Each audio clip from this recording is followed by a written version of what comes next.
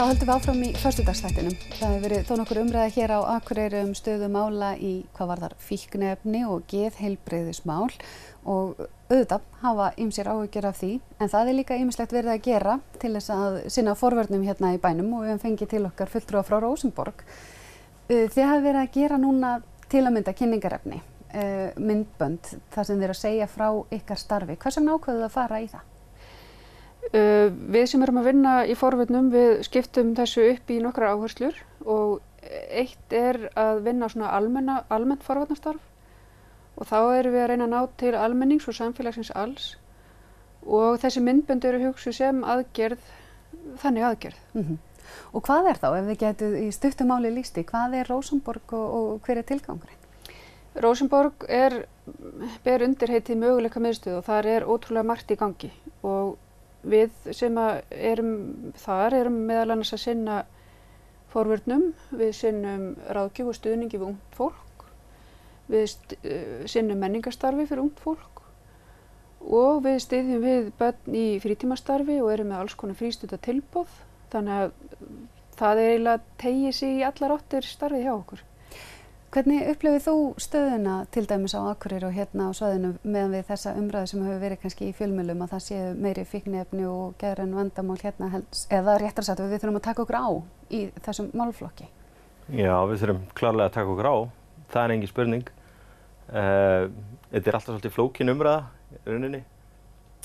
Það jú töluvert kannabisneyslu hjá eins og framhaldsskólunum.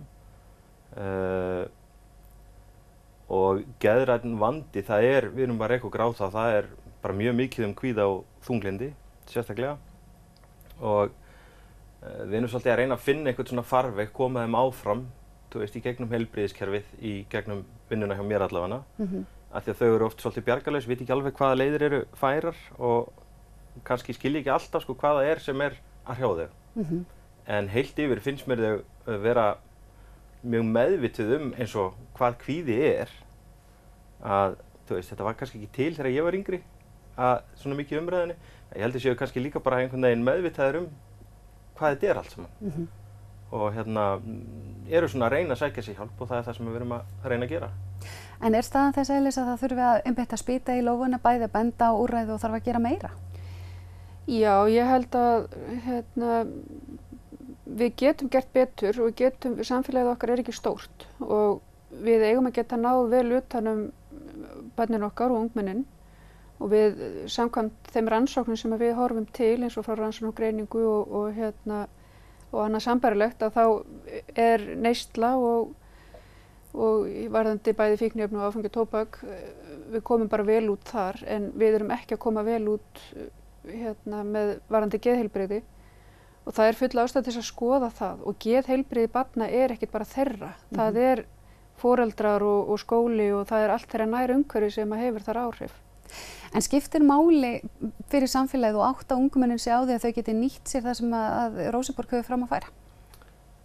Þetta skiptir gífurlega miklu máli því að við sjáum það og rannsóknir sýna það að börn og ungmenni sem í virkni, hvort sem það eru íþróttir eða tómstundir eða eitthvað slíkt, að þau eru síður líkleg til þess að fara í neyslu og þeim líður betur andlega og hluti af því að við erum að gera þessi myndbönd líka bara að kynna starfið okkar.